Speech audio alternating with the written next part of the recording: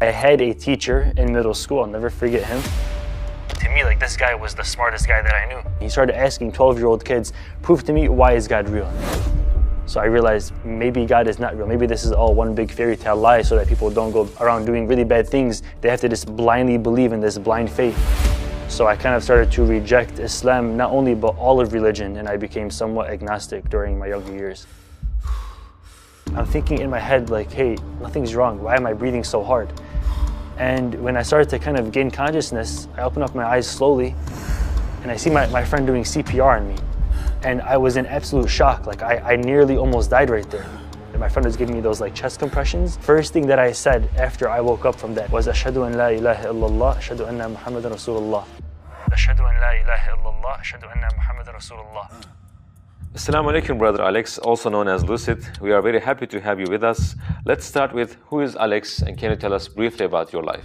Wa alaikum assalam. Alex is a 21-year-old YouTuber. I had dreams of making YouTube videos ever since I was a kid, and I post videos on all different types of thought-provoking content. I started making YouTube videos as if it was my full-time job, even though I was making nearly no money on it, till eventually about a year or two after, I was able to drop out of college, and now I'm here traveling across the entire world, 16-hour flight, to come here and record YouTube videos, alhamdulillah. How was your life in regards to faith? What were you believing in? I was at the time a social Muslim. That's the word that I will kind of call it. So following social Islam means that you don't read the actual book. You don't follow the actual Prophet, peace be upon him. You just kind of follow what everyone else is doing. You're following the Muslims. You're like a backseat Muslim. And that's what I was for the longest time. I'd fast just because all the friends, family, cousins, and everybody around me was fasting. And I'd pray just because everyone else is praying near me too. But I never truly knew why I was praying or why I was fasting, what the benefits were, or why God even said it. I was just kind of doing what everybody else did around me. I followed just by watching and not by actually reading. And that was the biggest mistake. I was always raised upon the thing like, if the slipper is upside down, it's pointing up towards God. Astaghfirullah. This is like, you're like saying God is only up and God can't see under the slipper. So like you're giving extreme limitations to God, purely losing tawheed. You're kind of losing the whole essence of God by saying that He can only see from up to down. So if I go to my basement and close my door, then God can't see me commit sin. So all of these logical flaws were kind of imposed upon me and many Muslims actually around the world. And that's what kind of makes us a social Muslim.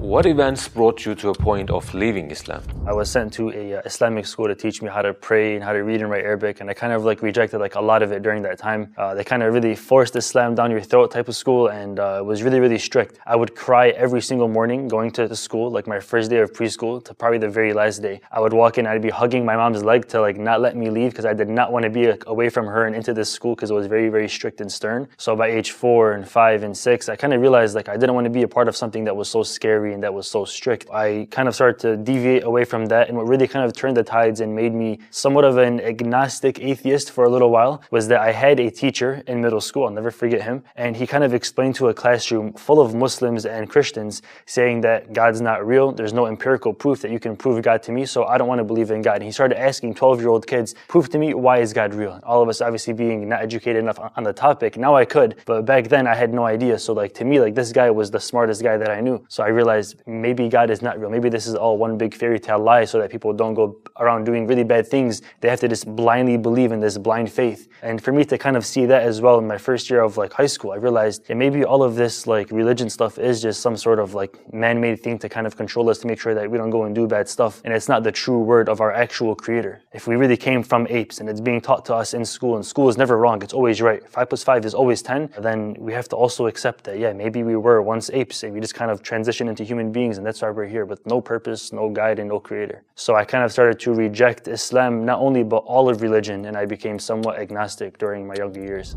After rejecting religions, did you feel content, or you continued questioning? I was doing a little bit of research independent from Islam, just to see if we actually do have a creator that has fashioned us. The thing that I was living by was that energy cannot be created nor destroyed. That's the first law of thermodynamics, and everyone knows that one. And actually, that's the kind of thinking that made me think maybe we are all God. Maybe every human being, every living thing is God, and we're all just exploring God. So that really kind of did make some sense to me, because If we're all God, then so many questions started to pile up on top of that. Like, where did we truly come from? Are we going to live forever? What if bad things happen? Should I feel the burden of pain if something bad happens to me or somebody else? And also, if we're all God, isn't that a limitation to what God is? Because we're obviously not infinite. We have a start. If God has a start, is he truly God? Then what created that thing? So all these questions were coming at me left and right, and I truly didn't have any true purpose. I didn't know exactly what my actual faith was. I was trying to just figure it out, and I would actually cry myself to sleep so many nights.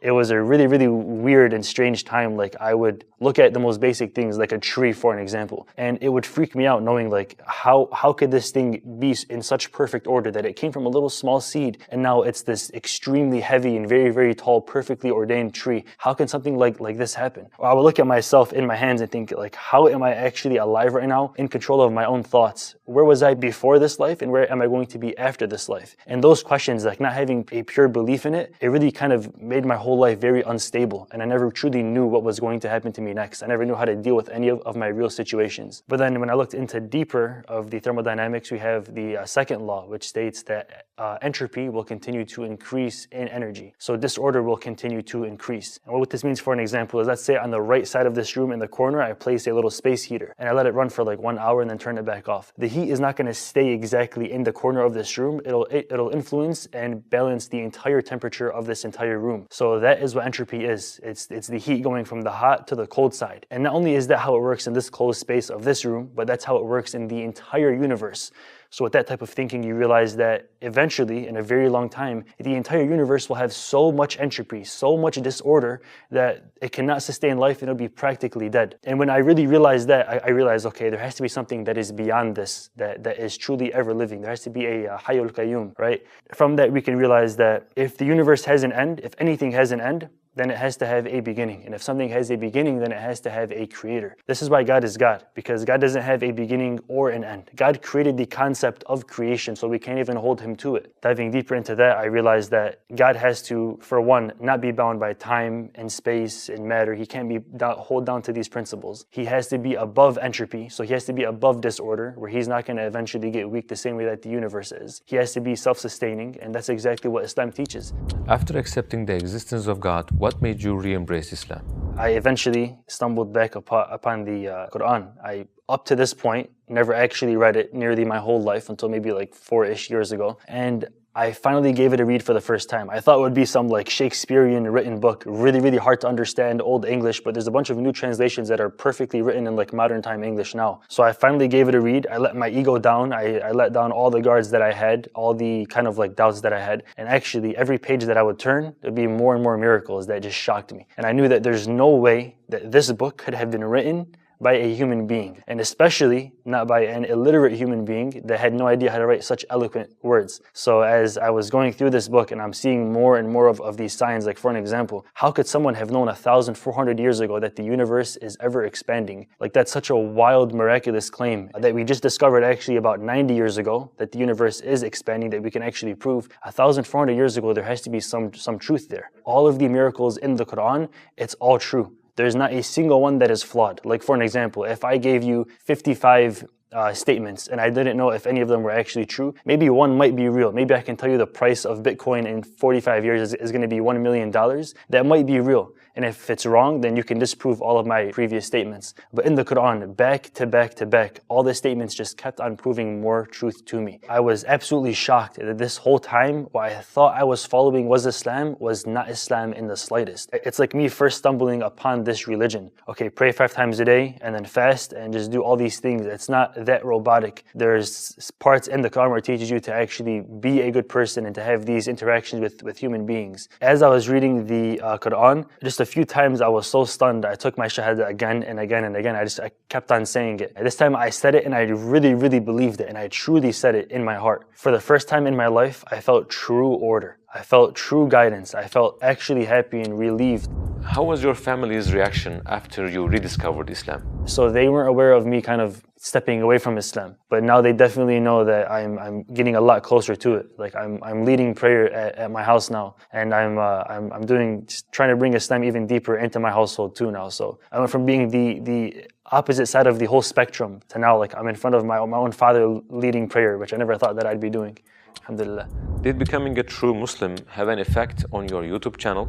Yeah, so I was hiding the fact that I was a Muslim from my subscribers since I started my channel, actually. Kept it as this underground secret. People in real life told me that I shouldn't do it. Everyone that knew me said, you know what, people don't like Muslims outside. You know, maybe in this community and city, it's fine to be Muslim, but everywhere else, everyone hates Muslims. So if you come out as Muslim, people actually warn me that you're going to lose thousands of subscribers. You're going to lose your very most loyal supporters. You're going to be deplatformed and not make any more money off of your channel and have to lose your job and all these very, very scary things. But the truth is, people were actually asking me, what is your faith? What do you believe in? Which religion do you follow? And I said, I'll tell you guys at 10K subscribers. Then I said 100,000 subscribers. Then I said 1 million subscribers. Then I realized, what am I hiding? I could die tomorrow morning. I'm not saying this so that I can gain some more popularity points for people. I'm saying this because this is the true message of God. I want God to be happy with me. So I don't care if I lose 1,000, 10,000, or literally 890,000 subscribers. So wallah, it means nothing to me. If I'm doing it for the sake of God, then if I lose every single subscriber, I'm content with it. What were the harshest and the sweetest things for you after becoming a practicing Muslim? The harshest and the sweetest thing were actually the very, very same thing. Because when I had to give up on the culture, for an example of the music or of the, touching girls and shaking hands and doing the little cheek kiss kind of thing, when I had to give up on all of these things, you could see it as a limitation to myself. Like, why would I let something else in my life limit me and make me have less fun? The truth is that when I started to give up these things in my life, I started to make these sacrifices in the name of God, I actually found that I was more free. When I was, for an example, giving up music, I feel like my thoughts are more clear. I've been able to think of better video ideas and be on track more in my life. When I'm touching less girls, my thoughts are a lot more pure with the girls because I'm keeping my actual distance from them and I have no other ill intention. All these things people can see as a limitation, I saw as actual freedom. Have you experienced an extraordinary event where you felt a special connection with Allah? I was in Hawaii like 4 or 5 months ago and I nearly died. So what happened was I went to Hawaii, a very spontaneous trip with me and my friend. The very first night I got food poisoning. I started throwing up. I couldn't drink any water and I was extremely and severely dehydrated. The very, very next day I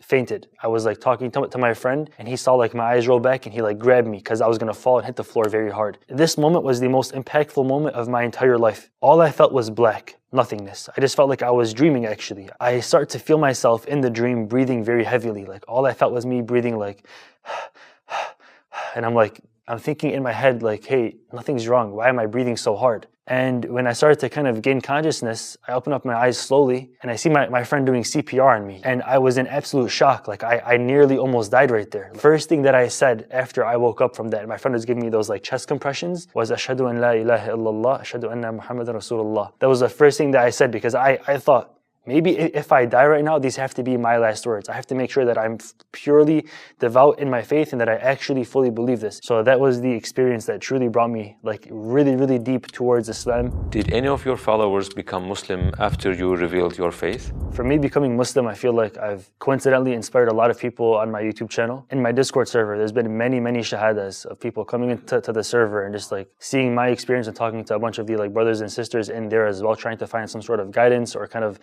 take care of any doubts they might have about Islam. There's like an Islam channel there. So there's always a brother or sister that's on duty in my Discord server that can actually answer those questions for them. So I feel like there's been many shahadas that I've witnessed myself or that, alhamdulillah, I've even given to people myself from me becoming more of a true Muslim. That's been the most beautiful feeling ever. Like one of my friends on Discord that I met years back, he's a very, very close friend of mine. He called me one day, he said, Alex, and I was totally shocked actually. He was a devout Christian. He called me and said, Alex, I know that Islam is truth.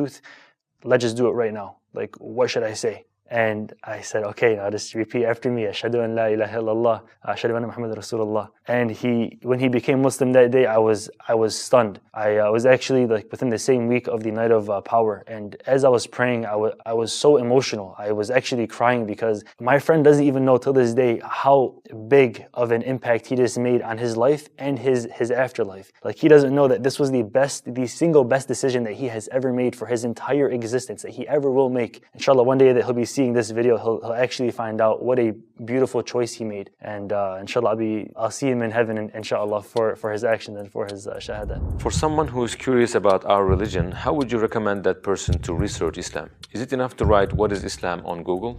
Yeah. So definitely, Sheikh Google is not going to be the Sheikh that you should go to. If you have a local mosque, you should definitely check that out. But most importantly, the only book that we can say for certain is the true word of God, front to back, from cover to cover, is the Quran. So the best way to look into Islam Islam is to look into Islam from the one true book of God. So to actually read the Quran. And then if you have questions, then maybe you can even ask Sheikh Google. You might get 1,000 different varying answers and start spinning your head. So I'd find a local Sheikh at your local mosque and try to just go to one person that you know is really high in knowledge. Like it says in the Quran to ask those of knowledge when you have questions, right? If you had the chance to talk to all the non-Muslims in the world, what would you like to say to them if you had just 1 minute? I would tell all the non-Muslims of the world that you are born Muslim. You are born knowing that there is a higher power. It's the best feeling in the world when you finally revert to who you were when you, on your first day taking a breath on this earth. When you were Muslim, it's the best to revert to that kind of mindset because it's who you are naturally. We all know that there is an afterlife. We all know that there is a God, and it's through the teachings and people and society that we kind of stray away from that. So I want you to see Islam as not some sort of abstract, different, pushed off to the corner kind of cultural concept, but instead Islam is a universal message for all of mankind. To be Islam, you just have to believe that there is one God and Prophet Muhammad, peace be upon him, is his last and final messenger. That's all you have to believe. What projects are you doing right now?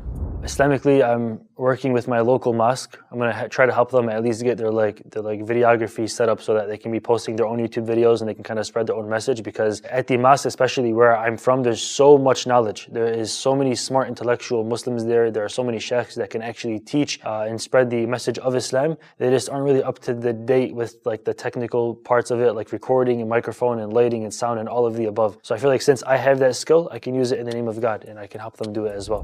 What would you like to say as your final comments? My final comment is that me being Muslim has definitely made me a stronger person. It's made me more of a man. I've been taking steps in directions that I never would have thought I've done in my life. Never in my entire life would I sit on a plane for 16 hours, no matter what it would cost me. But just knowing that I'm doing this in the name of Allah, I'm traveling across the entire globe in the name of God. If I was doing it for myself, for my own cynical purposes, I would not be able to get so far in life. But knowing that I'm doing it for the hereafter and for something that is truly infinite, the deity that has truly created us, I feel like I've become a lot more successful, a lot stronger as a person. I've been challenged harder and I've been able to face those challenges because I've been a stronger Muslim overall. Brother Alex, thank you for this beautiful interview. Hope to meet you in future projects, inshallah. Inshallah, inshallah. Assalamu alaikum. Nice to meet you.